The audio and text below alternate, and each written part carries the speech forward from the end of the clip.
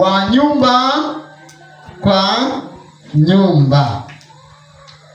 Ushuhudiaji wa nyumba kwa nyumba.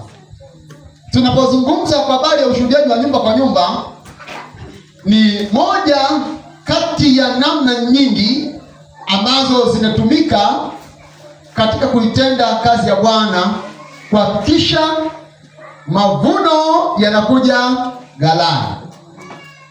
Tunatumia mikutano na namna mbalimbali ambazo tunazifanya, lakini moja ya njia ambayo naweza kusema ni nyepesi na ni rafiki na haihitaji gharama nyingi ni pamoja na hii ambayo ni ushuhudiaji wa nyumba kwa nyumba. Lakini huu ushuhudiaji wa nyumba kwa nyumba tumefanya mara nyingi mahali hapa na sehemu nyingine, na kuna namna umetuletea matokeo yaliyochanya, lakini tunaweza tukafanya ushuhudiaji wa nyumba kwa nyumba huu kwa namna iliyo bora zaidi na tukapata matokeo yaliyochanya zaidi ya yale ambayo tumeyapata. Bwana Yesu asifiwe. Amen. Sasa najua unajua, lakini nataka nikuongezee kingine ambacho kitakufanya ujue zaidi ya vile ulivyokuwa unajua. Tuko pamoja? Haleluya. Na ninaomba nipate maswali kabla ya kumaliza hili somo. Na natamani tulimalize leo ili kusudi kesho tuendelee na kipengele kingine, au wiki inayokuja tuendelee na jambo lingine, na haya mambo ukaendelea kuyafanyia kazi. Tunapoenda kufika Jumapili ya mwisho ya mwezi huu, tunapoenda tena mtaani kwenda kufanya hii kazi, tuifanye katika ubora unaotakikana. Sasa tunapozungumza kwa habari ya ushuhudiaji wa nyumba kwa nyumba, tunamaanisha kitu gani? Tunaposema kwa habari ya ushuhudiaji wa nyumba kwa nyumba, tunamaanisha kitu gani? Na nitaomba uandike kwa sababu vitakusaidia mahali fulani. Tunaposema kwa habari ya ushuhudiaji wa nyumba kwa nyumba, tunamaanisha ni kupeleka injili ya Kristo kutoka nyumba moja kwenda nyumba. Ushuhudiaji wa nyumba kwa nyumba ni kupeleka habari, ujumbe wa Kristo kutoka nyumba moja kwenda nyumba nyingine. Sasa japo hatufungwi katika nyumba, lakini mtu yoyote aliyeko mbele yetu anatuhusu. Na wiki iliyopita kuna ambao tunakuta tu site wanajenga, ujumbe pia uliohusu. Kuna wengine tukutana nao barabarani wakitembea, ujumbe pia tuliwapa. Kwa hiyo tunaposema kwa habari ya ushuhudiaji wa nyumba kwa nyumba, haitufungi ya kwamba mpaka tuende kwenye nyumba, tutoke kwenye nyumba tuingie kwenye nyumba, lakini nataka nikupatia maana ile nyepesi ya kwamba tunaposema kwa habari ya ushuhudiaji wa nyumba kwa nyumba, tunamaanisha ni kupeleka ujumbe au habari ya Kristo kutoka nyumba moja kwenda nyumba. Hiyo ni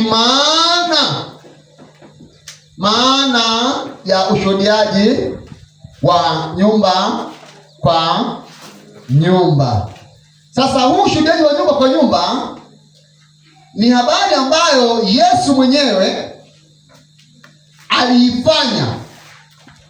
Yesu mwenyewe alifanya huu ushuhudiaji wa nyumba kwa nyumba. Inawezekana hapa kuandikwa kila mahali, lakini kuna mahali ambapo pameandikwa jinsi ambavyo huyu Yesu ambaye tunajifunza kwake na akatoa maelekezo ya sisi kufanya hiki ambacho yeye mwenyewe alikifanya kwa vitendo. Tukisoma kwenye kitabu cha Luka sura ya 19, kitabu cha Luka sura ya 19 ule mstari wa 5 na wa 6, tunakutana habari ya Yesu akifanya ushuhudiaji wa nyumba kwa nyumba. Na ushuhudiaji wa nyumba kwa nyumba kwa Yesu, katika andiko hili tunakutana habari ya mtu aliyekuwa mrefu, lakini kulikuwa na warefu zaidi yake. Sawa? Mtu mrefu lakini kulikuwa na warefu zaidi yake. Sasa wewe kitafasiri tofauti itakuwa tafasiri yako, lakini mimi nasema ni mtu mrefu lakini kulikuwa na warefu. Haya, mtu mmoja atusomee hapo. Biblia inasema, sawa. Na Yesu mahali pale, alitazama juu, akamwambia, Zakayo, shuka upesi, kwa kuwa leo imenipasa kushinda nyumbani mwako. Akafanya haraka, akashuka, akamkaribisha kwa furaha. Sasa tunaona Bwana Zakayo ndani yake alikuwa na shauku ya kumwona huyu Yesu, na wala kufikiria kabisa ya kwamba kwa namna ambavyo anamjua na kumfahamu Yesu inaweza ikatokea zari ya huyu Yesu kuja nyumbani mwake. Bwana Yesu asifiwe. Lakini kwa Yesu yeye alitafasiri na kuchukulia kitu tofauti sana. Wale ambao walidhani ya kwamba Yesu hastahili kuja kwao, mojawapo alikuwa ni huyu Zakayo, na Yesu akaamua kumfanyia surprise na kuingia nyumbani mwake. Sasa na sisi tumeenda nyumbani au majumbani mwa watu kwa namna tofauti, kwa sababu tofauti.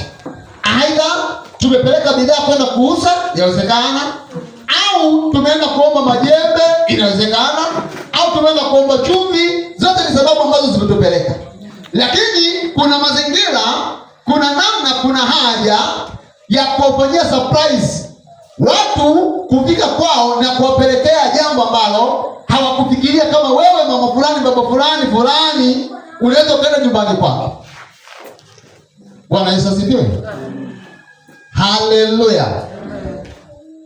Okay. Sasa Yesu anaingia nyumbani kwa Zakayo, na kwa kweli kuna namna ambavyo kile kitendo cha Yesu kuingia nyumbani kwa Zakayo kilimhubiri yeye mwenyewe. Na ndio maana ukiendelea kusoma kwenye habari ya Zakayo ni jinsi ambavyo alifanya toba kwa vitendo. Alifanya toba kwa namna gani? Kwa vitendo. Na akatamka kinywani mwake, na ninaamini aliyatekeleza ambayo aliahidi kuyafanyia kazi kama sehemu ya toba ya kugeuka. Lakini ugeuka huko kutokana na surprise ya Yesu kuingia nyumbani mwake. Na ndivyo hivyo, kuna watu ambao kwa hali ya kawaida wao wenyewe wanajua na wanajijua ya kwamba mimi huyu sistahili hata kuingia kanisani. Mimi huyu hata nguo nilizo nazo kuanzia ya kwanza mpaka ya mwisho hakuna hata jihadi ya kuingilia kanisani. Wanajua. Lakini hawa watu ambao wamejikataa, wameamua kukaa na kuendelea na maisha yao huko, tunatakiwa sisi tutoke na tuwafuate huko waliko. Na kuna namna itawajengea mtazamo tofauti, na hakika tutawaleta huko kanisani. Bwana Yesu asifiwe. Amen. Haleluya. Amen. Okay. Sasa tunaposema kwa habari ya kushuhudia nyumba kwa nyumba, tuelewe kwa nini tushuhudie nyumba kwa nyumba. Kwa nini tufanye huu ushuhudiaji wa nyumba kwa nyumba?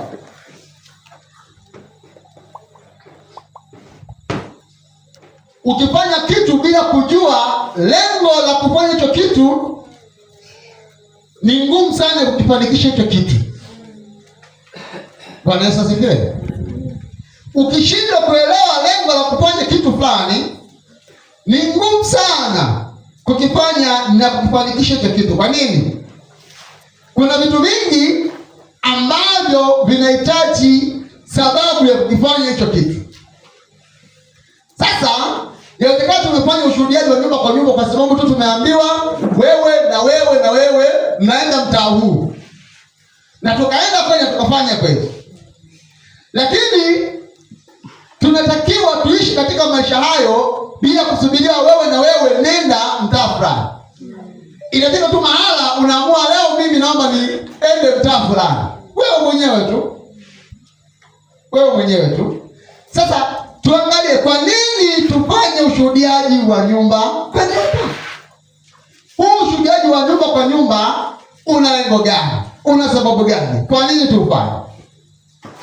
Jambo la kwanza, lengo ambalo linatupeleka, sababu ya msingi ambayo inatupeleka kwenda kushuhudia nyumba kwa nyumba, kujumulisha na namba zingine ambazo tumekuwa tukizifanya na tutazifanya, ni kutimiza agizo tulilopewa na Yesu mwenyewe.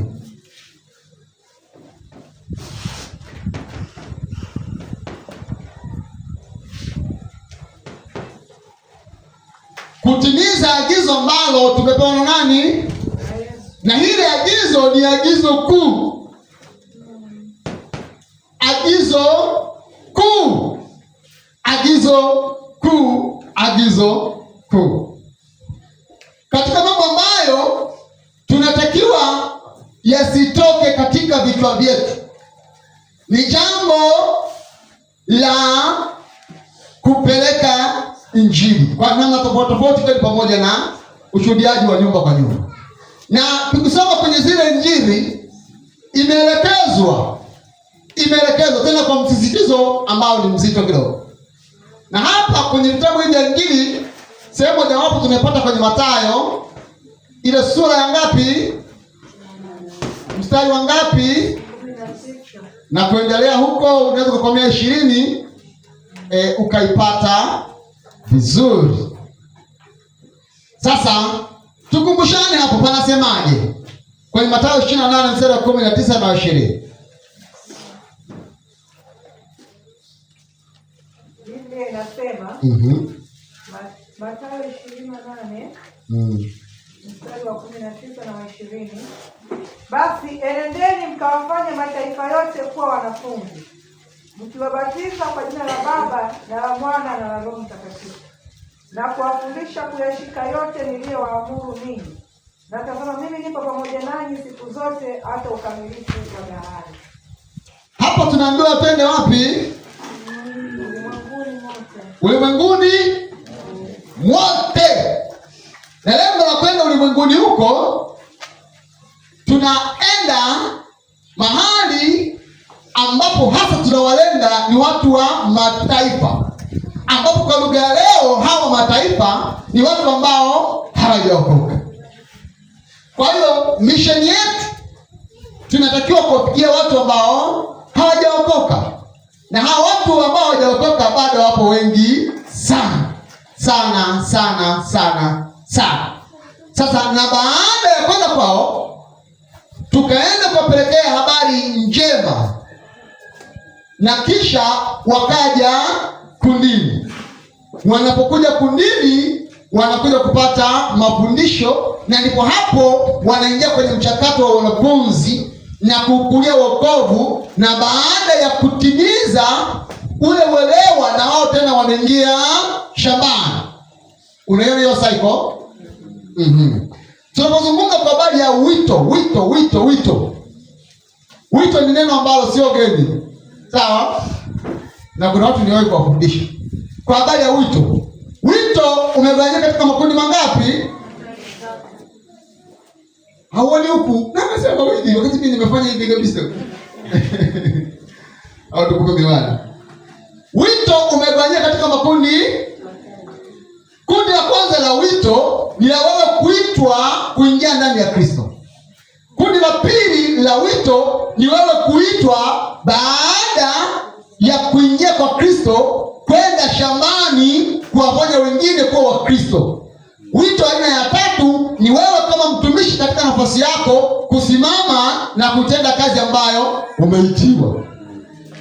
Sasa sifundishi habari za wito, turudi hapa. Kusudi ambalo linatusimamisha na kutupeleka shambani mwa Bwana ni pamoja na hili ambalo tunatakiwa kulifanya. Lakini hapa tukiongeza Luka 10 mstari wa 2 nasema, Luka 10 mstari wa 2.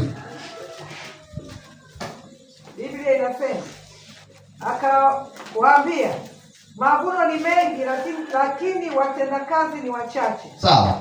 Basi muombeni Bwana wa mavuno apeleke watendakazi katika mavuno yake. Unaweza kukomea hapa.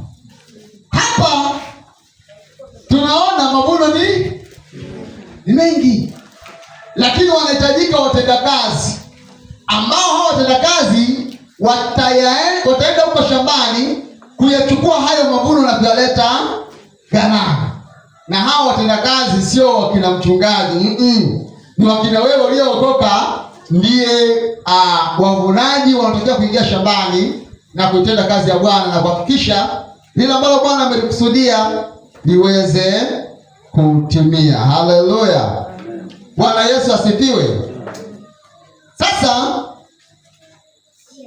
jambo la pili ambalo ni kama la nyongeza na mengine yanafuatia, linalotupelekea au kutufanya kuingia shambani, kwenda kwenye miji ya watu, kwenda kwenye makazi ya watu, kwenda sehemu tofauti tofauti na kuwapelekea habari ya Injili. Sisi kama JCC sasa na huduma zingine ambazo zimewekwa kwa namna mbalimbali, ni kuifanya huduma ya mahali husika kufahamika uwepo wake mahali ilipo. Ujaandika? Kuifanya huduma ya mahali husika kufahamika uwepo wake mahali ilipo.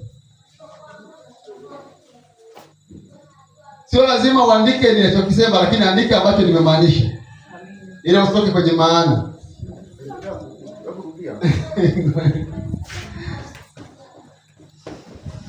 Kuifanya huduma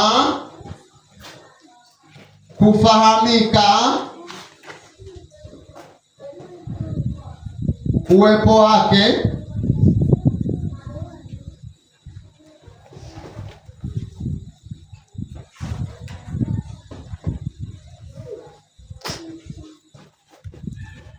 mahali ilipo au mahali husika. Bwana Yesu asifiwe. Haleluya. Sasa tuna rafiki zetu hapa wa kule Mbeya, rafiki zangu hapa, kamanda wawili hapa. Leo tuko nao hapa. Inapendeza Amen.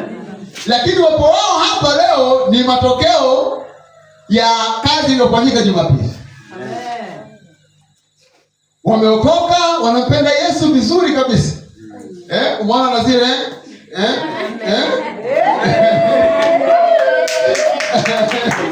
wanawake hivyo vitu walikuwa wanavifanya na wanaonekana wana chemistry fulani.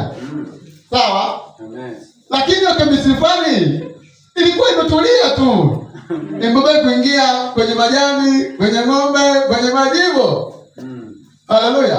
Amen. Lakini baada ya watu ambao waliingia shambani na kuambia bwana pale chini pale bondeni pale, hayo mambo yanaendelea pale. Amen. Na wao wakati wito wa Kristo, na leo tuko nao mahali. Amen. Bwana Yesu asifiwe. Amen. Sasa hii inakusaidia au kufanya huduma kufahamika mahali ilipo. Kama JCC hapa tutakaa humu ndani, watu wanatokea Timiza, wanatokea Mkarabati, wanatokea Kibaoni, wanakuja huku kimya. Kwa sababu unapotokea huko hauweki bango wala speaker barabarani, jamani mimi naenda badani JCC mwako Mbebera. Hamna. Unaenda kimya.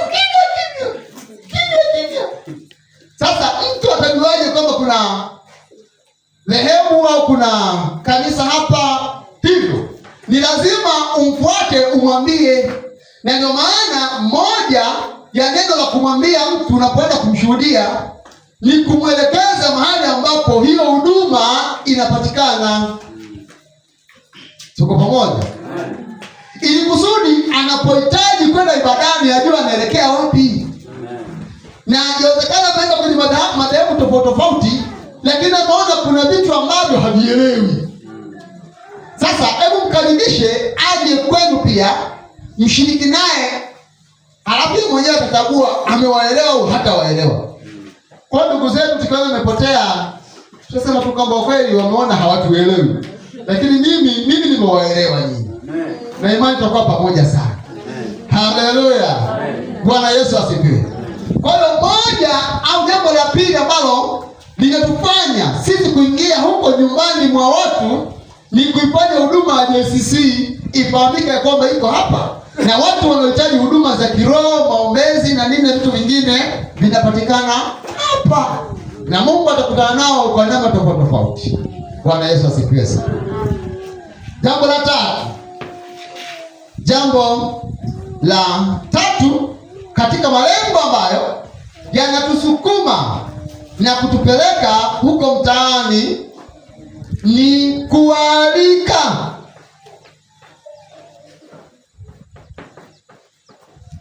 kualika watu ibadani. Kualika watu wapi? Ibadani. Kualika watu ibadani. Mwezi huu umepata kadi ya mwaliko? Ndio.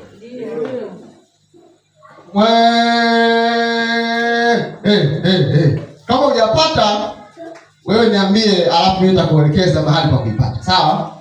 Nazungumzia tu kadi, yaani zile kadi. Watu wengine kila kitu mchungaji au mtumishi anaposimama kuzungumza anashika kiroho kila kitu. Kadi kama kadi ya harusi, kadi ya nini? Bwana Yesu asifiwe.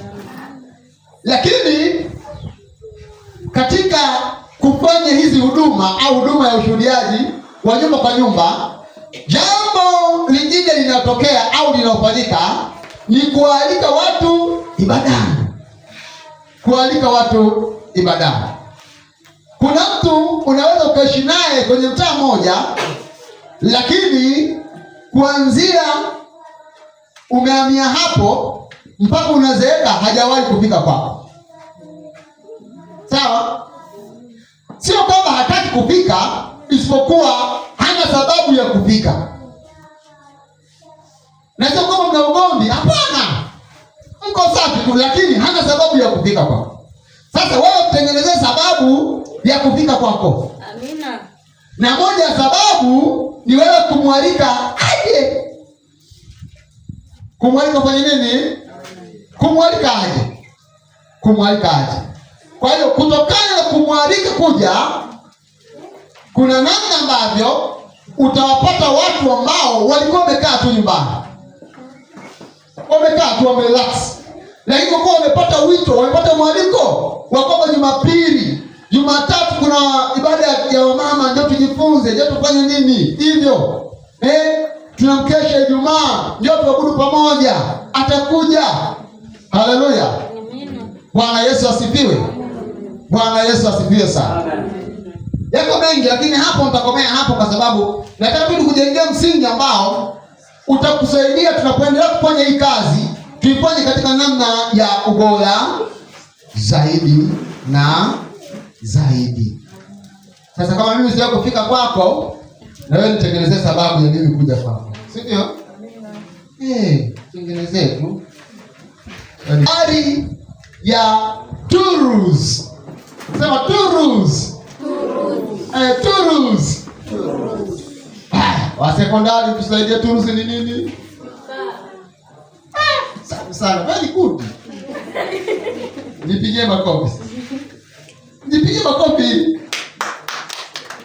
Hana makofi ambaye nipigie jamani. Bwana Yesu asifiwe. Tunapoenda kushuhudia, tunapofanya ushuhudiaji wa nyumba kwa nyumba, kuna vifaa ambavyo inabidi tuende navyo. Na tujue vitu vya kwenda navyo itatusaidia kuweza kufanya huu ushuhudiaji katika hali ya ubora sana. Na vitu vya kwenda navyo mojawapo ni nini? Biblia. Daftari. Tutakuja tu. Sasa mimi naomba nisiandike daftari. Tulikuwa kwenye Jumatatu tulijifunza hapa.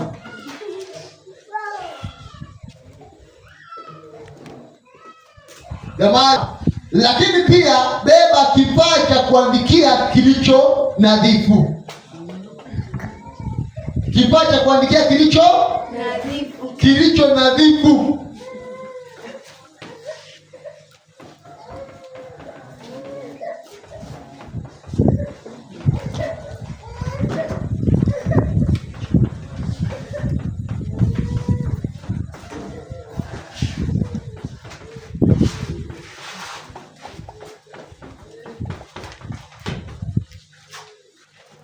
Niliwaambia Jumatano usiende kushuhudia na kidaftari chako cha kliniki vile.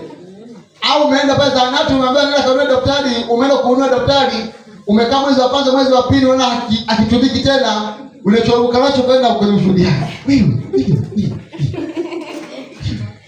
Usifanye hayo makosa. Bwana Yesu asifiwe.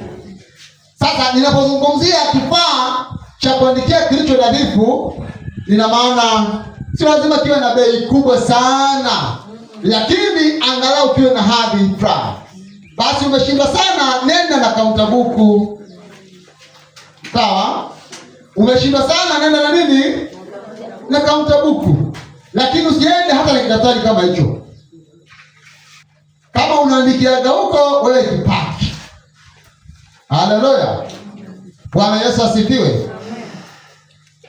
Jambo la tatu au kitu cha tatu ni nini? Kalamu. Sio unafika pale unaanza kubomba tena kalamu, unamshuhudia. Una kalamu hapa, hebu nikuandikie namba yako, niandike namba yako ya simu. Nenda na kalamu. Kitu cha nne ni nini? Kipeperushi.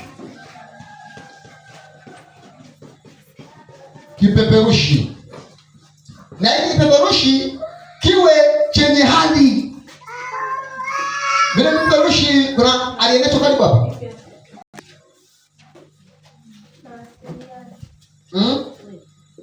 Haya, inaweza kama vitu vingine, lakini vya msingi ni hivi. Haleluya. Bwana Yesu asifiwe.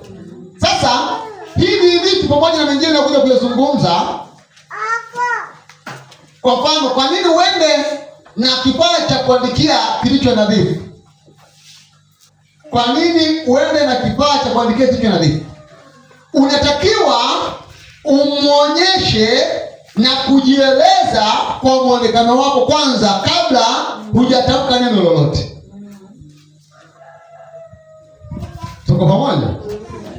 Utengeneze muonekano wako katika heshima ya kitu unachokipeleka.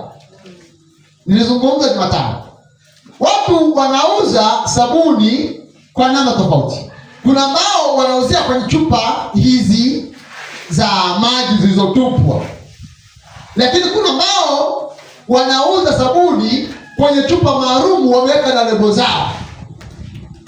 Kiasi kwamba ukiangalia ile sabuni, hata kama hii yenye lebo ina bei kubwa kidogo, utashawishika kuinunua ile.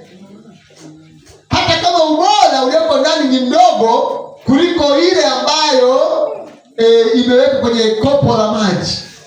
Kwa nini? Ule muonekano. Bwana Yesu asifiwe. Habari za Kristo tunazozipeleka ni za maana sana, ni za thamani sana, ni za hadhi ya juu sana, zina heshima kubwa. Kwa hiyo hata tunapozipeleka lazima tuziheshimishe. Haleluya. Bwana Yesu asifiwe. Okay. Kwa hiyo hivi ni vitu ambavyo kwa hiyo kwa haya, kwa mfano kikundi labda cha watu 10. Sawa? Msibebe isiyo Biblia moja. Kwa nini? Kwa sababu kuna mahali mnaweza mkafika mkahitaji kugawanyika. Sasa kama mna Biblia moja, wengine mtaondoka bila Biblia. Wengine mtaondoka bila cha kuandikia. Tofauti na hapo, mtaenda kwa mtu mmoja, watu 10 mnakaa wote mmejirundika hapo. Mnatoka hapo tena mna kujirundika mahali. Lakini mkiwa mtendea kazi watu wengi kwenye kundi chenu, tutawasaidia hata kugawanyika, inakuwa ni rahisi kwa sababu mtendea kazi vipo vingi, naenda kufanyia kazi tu vizuri. Haleluya. Bwana Yesu asifiwe. Kwa hili ni vifaa dawa. Hapa nimekuelekeza unapoenda uwe na nini? Uwe na Biblia. Lakini kwenye elimu ya sekondari kuna mahali hautakiwi kwenda na Biblia. Hautakiwi kwenda na Biblia.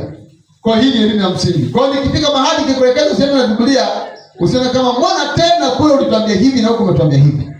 Ile itakuwa ni elimu ya sekondari. Kwa namna gani? Endelea kuhudhuria, tutaelekezana tunapoelekea. Haleluya. Bwana Yesu asifiwe. Haya. Sasa twende kwenye mambo ya kuzingatia.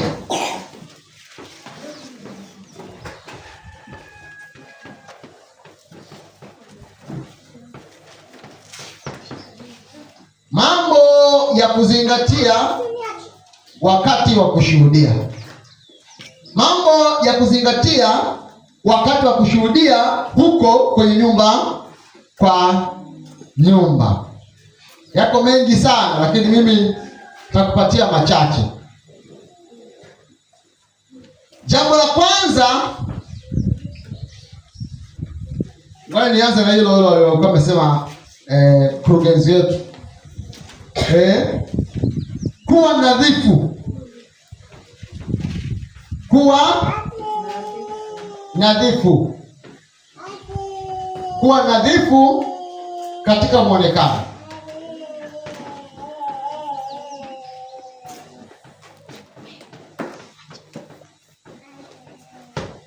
Kuwa nadhifu katika muonekano. Kuwa nadhifu katika muonekano. Sasa ninapozungumza kwa habari ya kuwa nadhifu katika muonekano, ni ule muonekano wako wa nje. Unaonekanaje? Unamwona Kennedy hapo amepiga chomeko moja matata, na sasa kumwelekeza na kumfundisha kumechisha suruali na kiatu. Hongera sana. Amen. Ndio wewe uweze kumetisha watu. Haleluya. Bwana Yesu asifiwe. Amen. Lakini huyu Kennedy ukimkuta site, na inaposema nguo nadhifu, usikwambia ni nguo ya mamilioni, nguo ya maelfu. Nguo tu ambayo iwe ni nzuri, ambayo ni nadhifu. Na imani inaeleweka. Sasa kwa ambaye hajajua nadhifu ni nini, ni nguo ambayo ya kuendea kanisani. Ni labda nizungumze hivyo. Au ni nguo ya sikukuu. Si bado ndo mnazo zile. Kuna nguo ya sikukuu, kuna nguo ya kanisani, kuna nguo ya kushindia. Hata madera na nyoga mnayatofautisha hivi. Sawa? Ukiona haya madera mtu ameenda nayo shambani, ni ngumu. Kwa sababu kahela kanauma. Walifua sisi mara 2 mara 3. Haya. Sasa ninapozungumza kwa habari ya muonekano nadhifu, maana yake ni kuanzia kwenye nguo. Kuanzia kwenye nguo. Na tunapoenda Jumapili ya mwisho, jamani, njooni vizuri mmependeza. Jumapili ijayo ile ya mwisho ile, tunaingia tena mtaani. Jamani, mje mmependeza. Ila sasa msije kupendeza kwa muona, hasa wanawake. Sije mkakamia sana sasa jamani.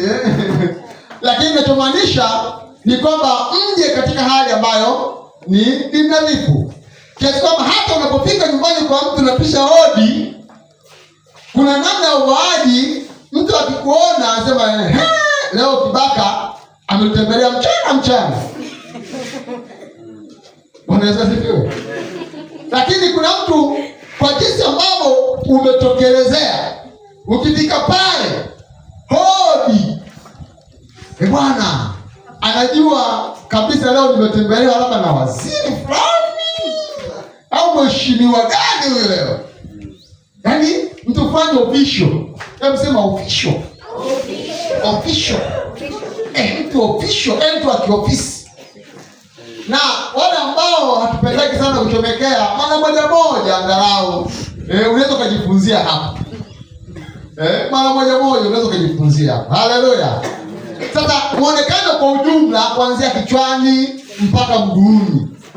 Usituijie na buti zako zile za kuendea shambani, siji kwenye mkasi, kwenye nini, unazipeleka kwenye mfudiani. Hapana. Za shambani ziache zile za shambani. Haleluya. Bwana Yesu asifiwe.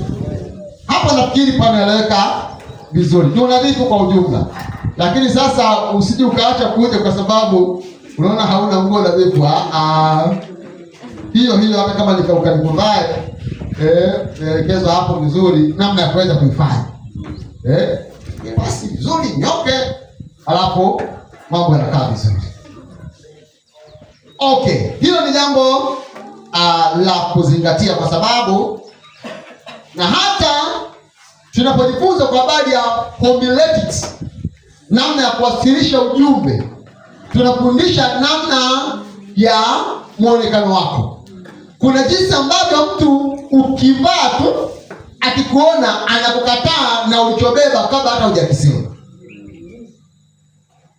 Halafu hapo hapo kwenye kuwa nadhifu, epuka kuvaa nguo zenye matangazo. Sawa? Ukimwi unaua. Halafu unapoenda kumshuhudia ni mtu mwenye changamoto hiyo. Lakini hata humjui, hakujui, lakini ina maana huyu ametumwa kuja kuniambia mimi nitakufa. Lakini wewe mama, kumbe baba fulani umejivalia tu. Umetoa wapi? Ulipewa. Na wewe umetundika, umeingia nao mtaani kwenda kushuhudia. Sawa, ivae lakini mahali kwingineko. Haleluya. Epuka kuvaa nguo zenye matangazo. Otherwise, yao ni matangazo yanayohusu huduma au yanayohusu kwa habari za Kristo, yenye ujumbe fulani unaojenga kwa habari ya kiimani. Bwana Yesu asifiwe. Na mapicha mengine ya kutishatisha. Unakuta mtu amekuwekea picha la fuvu liko hapa mbele, hapa na kumshuhudia mtu ana fuvu limejaa na mifupa yametokeza hivi. Hiyo kama unazipigia huko tu pembeni. Kwa hiyo shuhudiaji, jamani, usije nazo. Bwana Yesu asifiwe. Ni namna nyingi, lakini najaribu tu kuzijumuisha. Hata muonekano wa nywele na nini na vitu vingine vyote ambavyo na imani tutavijua. Sasa kuna kipengele kingine ambacho hapa wengi kinawahusu.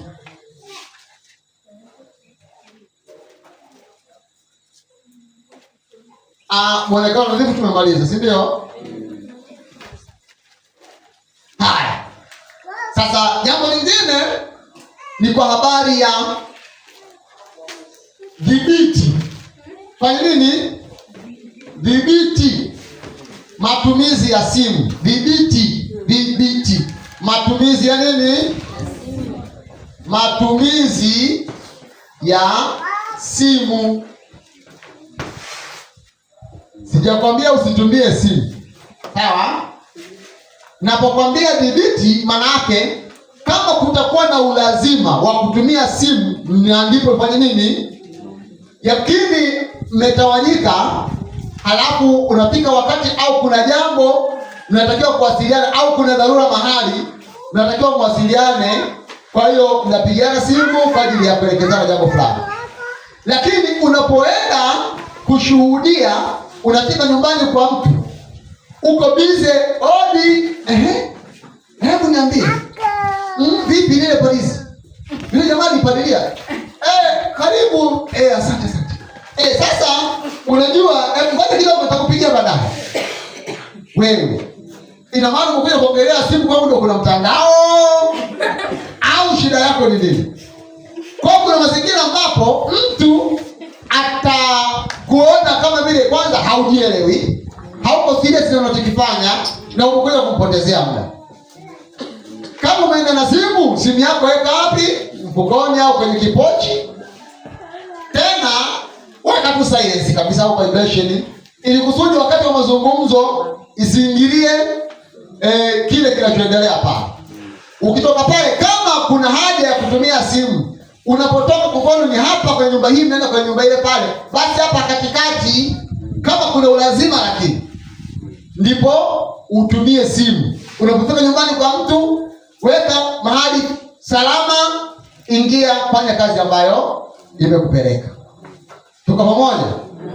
Wengine mtaanza kujiona humo. Haya. Dhibiti matumizi ya simu.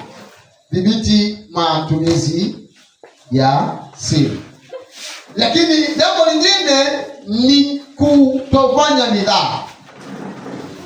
Kutofanya nini? Kutofanya midhaa. Kwa watu wazima inaweza isiwe sana, lakini hasa kwa age fulani, hawa teenager na watoto ambao tunao pia na wenyewe wanajifunza, kuna namna ambayo tusipowadhibiti wanaweza wakaanza kufanya bidhaa wakati sisi tunafanya jambo ambalo ni serious. Tunapofika mahali pa kushuhudia, bidhaa ikae pembeni. Sasa nirudi kidogo hapa kwenye matumizi ya simu. Tulikuwa mkoani wakati fulani tulienda kushuhudia, tulikuwa na program fulani za Injili. Moja wapo ilikuwa ni ushuhudiaji. Tukaenda mahali tukagawanyika hivyo makundi. Sasa kukatokea dharura moja mahali kundi lingine lilienda kushuhudia, likamkuta ni mtu fulani, mtu mzima na anaishi mwenyewe kwenye chumba na ana changamoto za kiafya. Sasa walipofika pale akawakaribisha vizuri. Sasa wakati wanaendelea kuzungumza, akashikwa na hali ya ugonjwa. Ni hali gani ya ugonjwa? Wewe jua hali ya ugonjwa, lakini hali ya ugonjwa ambayo ni serious sana. Sasa ikawa ni hatari kwao, wakiondoka kimya, watu wamewaona wameingia, halafu wametoka, yule mzee apate shida, maana yake itaonekana wao ndio wamepelekea nini shida. Sasa na kwa hali aliyokuwa nayo, wao kama wao wanaenda kupiga tu fire, lakini kwa ile hali sio hali ya kupiga fire, ni hali ambayo inahitaji utaalamu wa kitabibu. Unaelewa? Kwa hiyo ikabidi kupigiana simu, tukaenda mahali kule na tukalisolve lile jambo, likakaa vizuri. Bwana Yesu asifiwe. Kwa hiyo simu ni muhimu pia, na inaweza katokea mwingine ameenda mahali akafanyiwa fujo au whatever, vyovyote vile, au kuna fujo za kupigwa mapanga, siogope. Nani kichukua kijana mmoja wanaorefukuza ile kidogo iko wapi? Sikia toka kule. Kuna mahali tulienda hapo, kuna kundi moja tuligawanyika, walitolewa nduki. Sasa ibora mkafukuza salama, lakini wengine wanapanga na mapanga. Ilitokea sasa inaweza katokea mtu akakupiga. Jamani, unapoenda kwenye kushuhudia, achana na habari ya mizaa. Habari ya mizaa weka pembeni. Kuwa serious, kuwa connected na Mungu. Na unapotoka kushuhudia, sasa sijui kama kuna mwingine ataelekeza huko, sioni nafasi, lakini unapotoka kwenda kushuhudia, kuwa connected na Mungu. Upate maelekezo mahali pa kuingia uingieje, upate kibali mahali hapo, na kuna mambo mengi ambayo hapa siwezi nikafundisha. Haleluya. Kwa hiyo katika kushuhudia ni namna nyepesi sana, lakini ni namna ambayo inahitaji utulivu na usikivu sana. Tofauti na hapo, unaweza ukawa unachanja mbuga, unazidi kuhesabu tu idadi ya miji ambayo umepita, lakini matokeo yakawa tofauti. Ushuhuda wa mchungaji Chuko jinsi alivyokoka Jumapili, sijui ni ile nyingine, sijui ni hiyo, alisema tena. Unakumbuka? Maana yule mtu wakati anaenda kumshuhudia mama mchungaji alikuwa amejipanga. Alikuwa